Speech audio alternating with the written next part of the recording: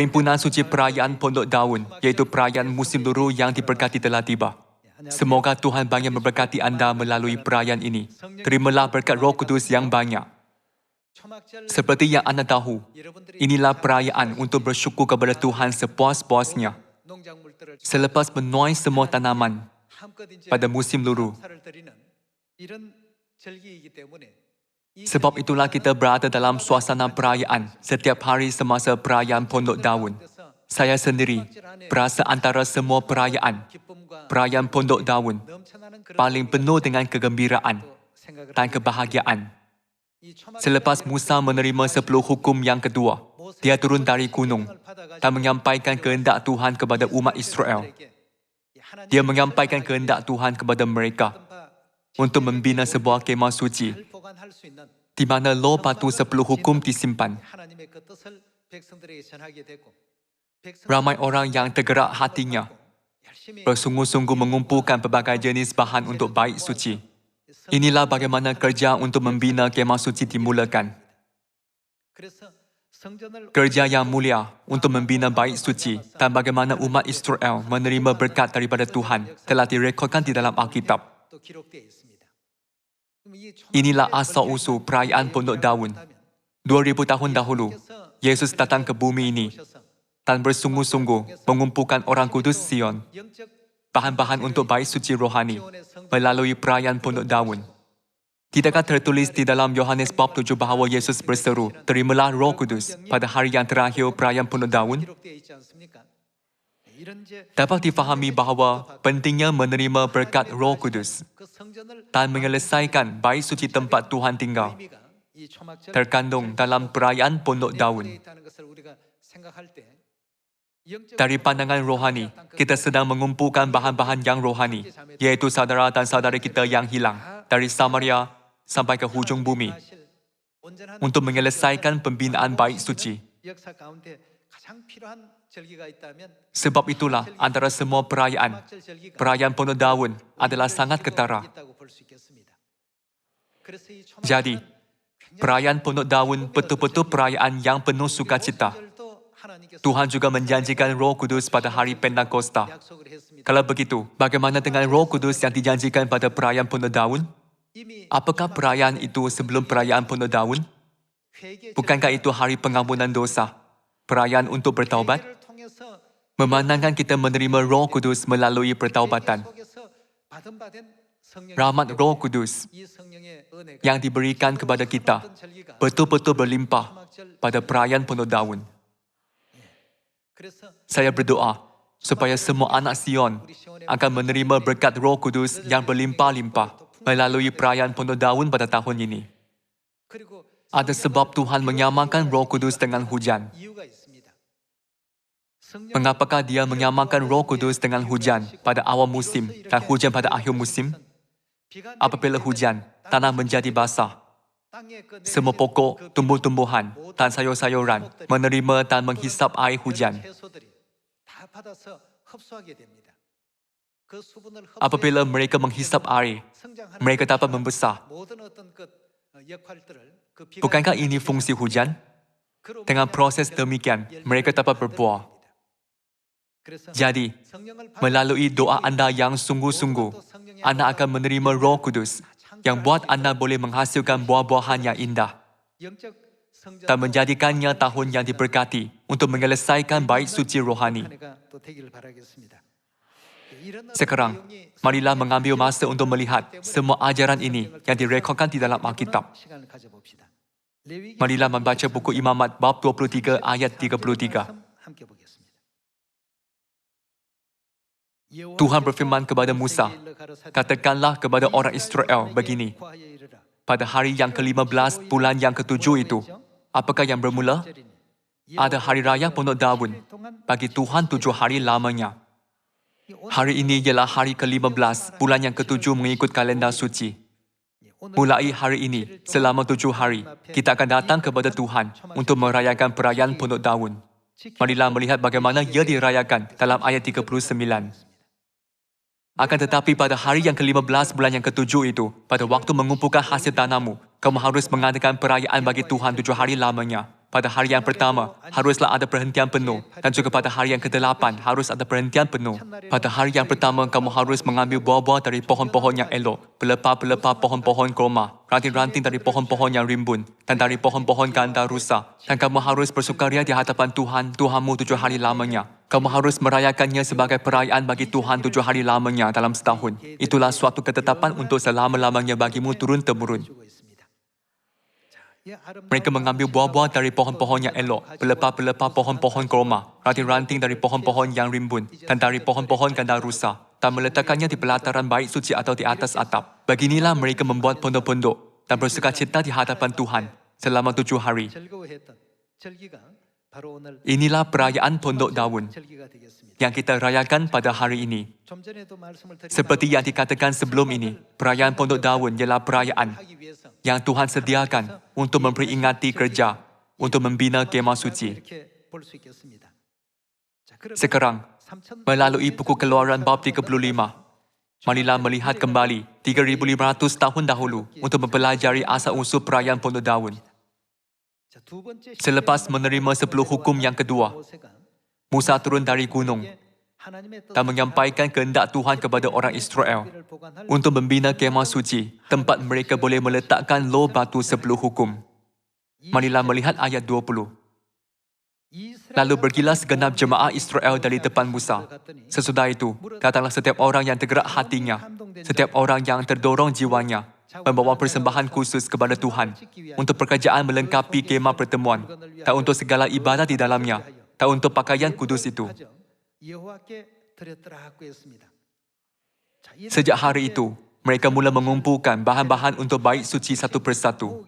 Ayat 22. Maka datanglah mereka, baik laki-laki maupun perempuan, setiap orang yang terdorong hatinya dengan membawa anting-anting hidung, anting-anting telinga, cincin meterai dan kerongsang, segala macam barang emas. Demikian juga setiap orang yang mempersembahkan persembahan unjukan dari emas bagi Tuhan. Juga setiap orang yang mempunyai kain ungu tua, kain ungu muda, kain kermizi, lenan halus, bulu kambing, kulit domba jantan yang diwarnai merah dan kulit lumba-lumba datang membawanya. Beginilah mereka terus mengumpulkan segala sesuatu yang diperlukan untuk membina kemah suci.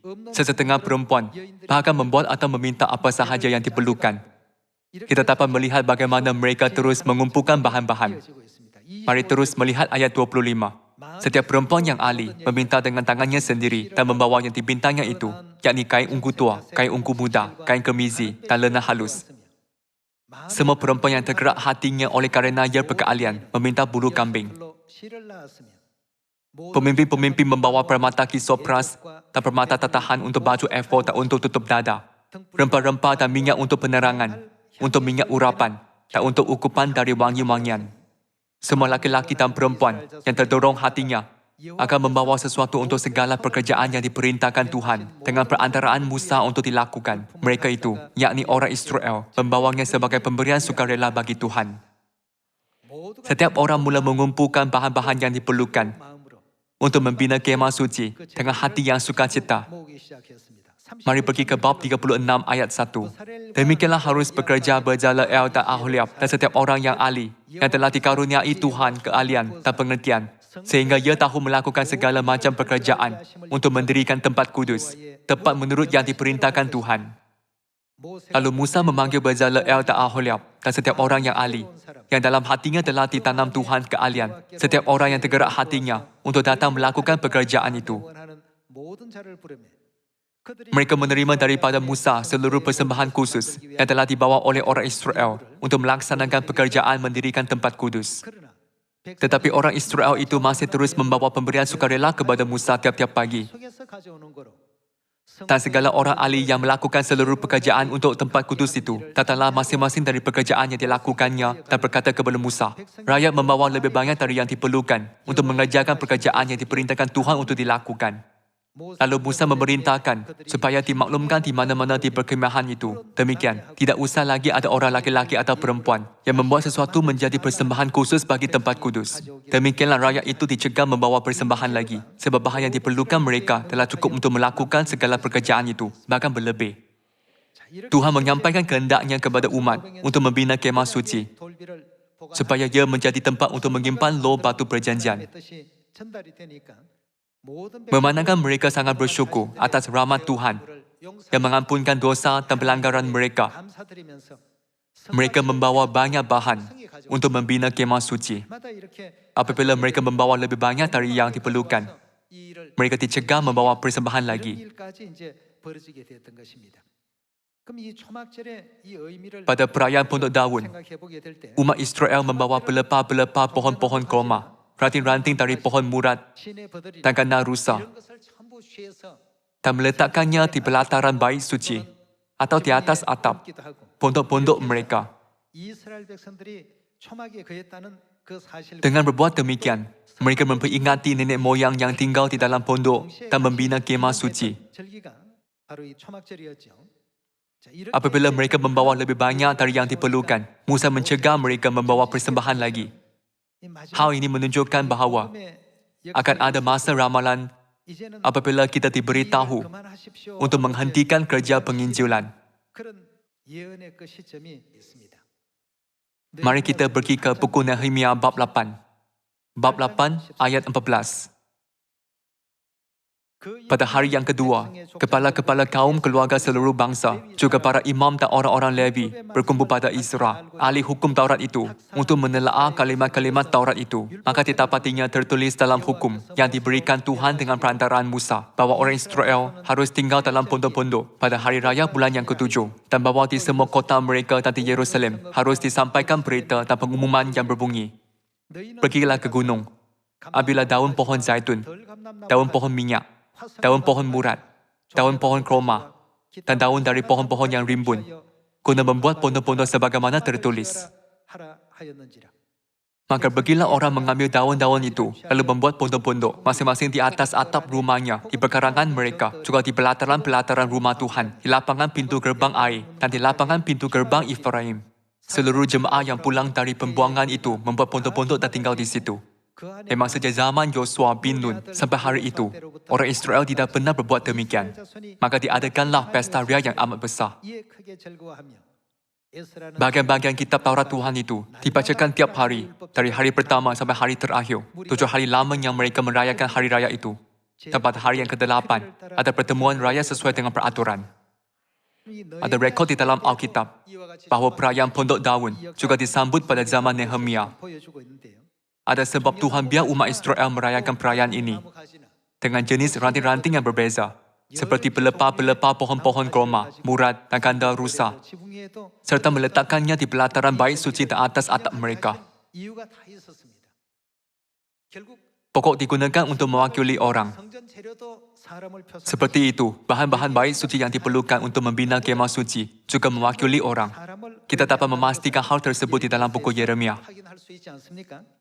Mari kita lihat bab 5 ayat 14. Sebab itu beginilah firman Tuhan, Tuhan semesta alam. Oleh kerana mereka berkata seperti itu, maka beginilah akan terjadi kepada mereka. Sesungguhnya aku akan membuat perkataan-perkataanku menjadi api di dalam mulutmu. Dan bangsa ini menjadi apa? Menjadi kayu bakar. Semua jenis kayu yang disebutkan di sini mewakili orang.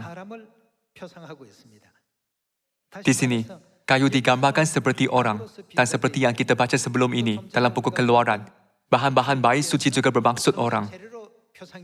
Oleh itu, kedua-dua kayu dan bahan-bahan bait suci merujuk kepada orang. Yesus menunjukkan bahawa kita boleh mengumpulkan bahan-bahan bait suci dengan menginjil untuk mencari saudara-saudari yang hilang. Sama seperti umat Israel mempersembahkan bahan-bahan bait suci kepada Tuhan, kita boleh mempersembahkan bahan-bahan rohani kepada Tuhan dengan mencari saudara-saudari yang hilang melalui perayaan Pondok Daun. Untuk memenuhi misi ini, perlu ada festival penginjilan semasa perayaan Pondok Daun. Apabila Yesus datang pada 2000 tahun dahulu, Dia menunjukkan teladan dengan menginjil pada hari yang pertama hingga hari yang terakhir, perayaan Pondok Daun. Dengan berbuat demikian, tidakkah Dia memenuhi ramalan perayaan Pondok Daun? Semua hukum di dalam Perjanjian Lama meramalkan kerja yang akan Kristus jalani pada zaman Perjanjian Baru. Dalam Perjanjian Lama, umat Israel merayakan perayaan Pondok Daun dengan mengumpulkan ranting-ranting seperti pelepah-pelepah pohon-pohon kroma, murad dan ganda rusa untuk meletakkannya di pelataran bait suci dan di atas atap pondok mereka. Seperti yang dinyatakan sebelum ini, Tuhan memberikan orang sebagai kayu atau bahan-bahan bait suci.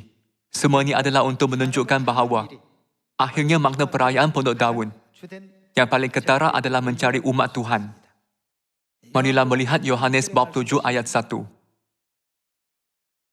Sesudah itu, Yesus berjalan keliling Galilea sebab ia tidak mahu tetap tinggal di Yudea kerana di sana orang-orang Yahudi berusaha untuk membunuhnya ketika itu sudah dekat. Apakah yang dekat? Hari Raya orang Yahudi, iaitu Hari Raya Pondok Daun. Mari kita pergi ke ayat 14 untuk melihat apa yang Yesus penuhi melalui perayaan Pondok Daun. Waktu pesta itu sedang berlangsung, Yesus masuk ke bait Tuhan lalu. Mulai buat apa? Mengajar di situ. Di sini kita dapat melihat Yesus sedang menginjil. Maka heranlah orang-orang Yahudi dan berkata, bagaimanakah orang ini mempunyai pengetahuan demikian tanpa belajar? Jawab Yesus kepada mereka, ajaranku tidak berasal dari diriku sendiri, tetapi dari Dia yang telah mengutus aku. Barang siapa mahu melakukan kehendaknya, ia akan tahu entah ajaranku ini berasal dari Tuhan, entah aku berkata-kata dari diriku sendiri. Ayat 37. Dan pada hari terakhir, iaitu pada puncak perayaan itu, perayaan di sini ialah perayaan Pondok Daun. Yesus berdiri dan berseru, barang siapa haus, hendaklah ia datang kepadaku dan minum. Barang siapa percaya kepadaku, seperti yang dikatakan oleh kitab suci, dari dalam hatinya akan mengalir aliran-aliran air hidup.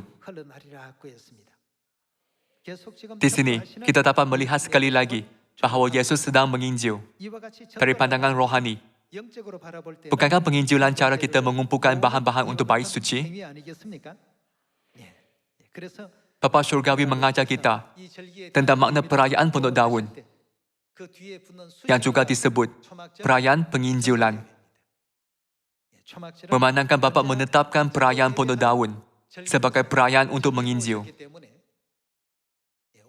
Semua gereja di seluruh dunia akan bangkit dan mengadakan perayaan penginjilan mulai dari hari ini hingga hari terakhir perayaan.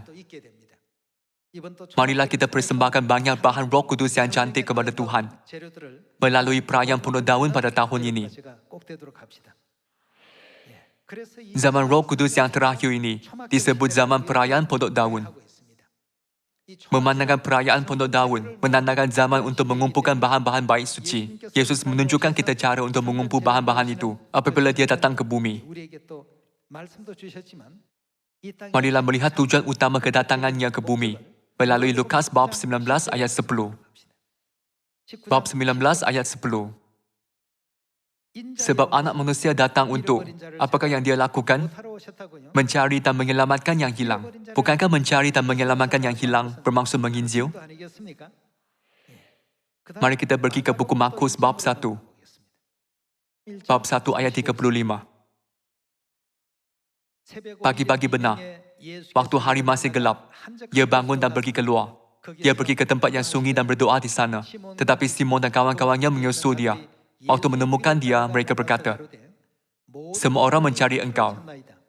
Jawabnya, marilah kita pergi ke tempat lain, ke kota-kota yang berdekatan, supaya di sana juga aku memberitakan Injil, kerana untuk itu aku telah datang. Di dalam Lukas bab 19, Yesus berfirman, aku datang untuk mencari dan menyelamatkan yang hilang. Tetapi di dalam Markus bab 1 ayat 38, Dia berfirman, aku telah datang untuk memberitakan Injil. Bukankah ini bermaksud bahawa kerja penyelamatan boleh dicapai melalui penginjilan? Marilah melihat buku Matius bab 28, ayat 18. Yesus mendekati mereka dan berkata, kepadaku telah diberikan segala kuasa di surga dan di bumi. Kerana itu pergilah, jadikanlah semua bangsa muridku, dan baptislah mereka dalam nama Bapa dan Anak dan Roh Kudus, dan ajarlah mereka melakukan segala sesuatu yang telah kuperintahkan kepadamu. Ini juga bermaksud bahawa kita mesti mencari semua saudara-saudari kita yang hilang. Apabila kita merenungkan makna perayaan ini, bukankah ia bermaksud bahawa kita perlu mencari semua anak Tuhan, iaitu bahan-bahan bait suci surgawi? Kita hidup pada zaman perayaan Pondok Daun. Kita mesti menjumpai semua saudara-saudari yang hilang, iaitu bahan-bahan bait suci, dan membawa mereka kepada Tuhan. Sebelum ini, kita membaca Keluaran bab 35, bahawa kerja ini hanya boleh dilakukan oleh orang yang tergerak hatinya. Apabila mereka mengumpulkan bahan pada hari pertama, hari kedua, hari ketiga, hari keempat, hati ramai orang mula membara-bara lebih dan lebih lagi. Memandangkan hati dan iman mereka yang ikhlas terhadap Tuhan membara-bara lebih dan lebih lagi. Mereka mengumpul dan mempersembahkan bahan-bahan untuk bait suci, sehingga ia kelebihan. Oleh itu, mereka dicegah untuk membawa persembahan lagi. Apabila kita masih boleh melakukan kerja penginjilan, kita dapat menerima rahmat Tuhan apabila kita melakukannya. Tidakkah itu benar bahawa bahan-bahan bait suci boleh menjadi lebih berguna apabila mereka dipersembahkan kepada Tuhan selagi mereka masih boleh digunakan untuk pembinaan bait suci? Marilah sambung dengan buku Kisah Para Rasul bab 1. Bab 1 ayat 8. Tetapi kamu akan menerima kuasa kalau Roh Kudus turun ke atas kamu, dan kamu akan menjadi saksiku di Yerusalem dan di seluruh Yudea dan Samaria dan sampai ke ujung bumi. Tuhan berfirman, jadilah saksiku sampai ke ujung bumi. Bukankah ini bermaksud untuk menginjil? Kita, orang yang akan diselamatkan, disamakan dengan bahan-bahan bait suci. Marilah melihat bagaimana hal ini dijelaskan dengan terperinci di dalam buku Efesus bab 2. Bab 2 ayat 19. Demikianlah kamu bukan lagi orang asing dan pendatang, melainkan kawan sekeluarga dari orang-orang kudus dan anggota-anggota keluarga Tuhan yang dibangun di atas dasar para rasul dan para nabi, dengan Kristus Yesus sebagai batu penjuru. Di dalam Dia, tumbuh seluruh bangunan, rapi tersusun menjadi bait Tuhan yang kudus di dalam Tuhan. Di dalam Dia, kamu juga turut dibangunkan menjadi tempat kediaman Tuhan di dalam Roh. Menurut buku Wahyu bab 3, Tuhan akan buat orang yang menang menjadi apa di bait suci Tuhan? Sesetengah menjadi tiang, dan sesetengah menjadi rasu. Sesetengah memainkan peranan tingkap, sesetengah sebahagian bumbung, dan yang lain sebahagian daripada dasar. Kita sedang dibina bersama-sama dalam Yesus untuk menjadi rumah yang Tuhan tinggal, yaitu bait suci. Saya berharap agar kita akan cepat menemui saudara-saudari kita yang hilang, menerima Bapa Syurgawi yang sangat kita rindukan, dan kembali ke kerajaan syurga yang abadi. Saya berdoa agar hari itu cepat datang. Bukanlah mudah untuk melakukan hal ini dengan kekuatan kita sendiri. Jadi, kita mesti minta berkat hujan Roh Kudus pada akhir musim dengan berkata, Tuhan, aku memerlukan kuasa dari syurga. Apabila kita cuba bekerja dengan kekuatan sendiri, kita akan cepat dikalahkan oleh hati kita. Namun, jika kita dikenalkan dengan kuasa Roh Kudus, kita dapat menaruh segenap hati, jiwa, dan akal budi dalam kerja untuk mencari saudara-saudari yang hilang tanpa berasa penat. Jadi, Tuhan membenarkan kita untuk meminta Roh Kudus dengan berdoa awal pagi dan malam semasa perayaan Pondok Daun. Saya berdoa supaya kalian akan menerima banyak berkat Roh Kudus pada akhir musim melalui perayaan Pondok Daun. Dan semua ahli keluarga Sion menyambut perayaan ini dengan penuh sukacita. Semoga anda mempunyai perayaan musim luru yang indah dengan menghasilkan banyak buah yang cantik dan menerima banyak berkat Roh Kudus. Saya ingin tamatkan khutbah pada hari ini. Terima kasih.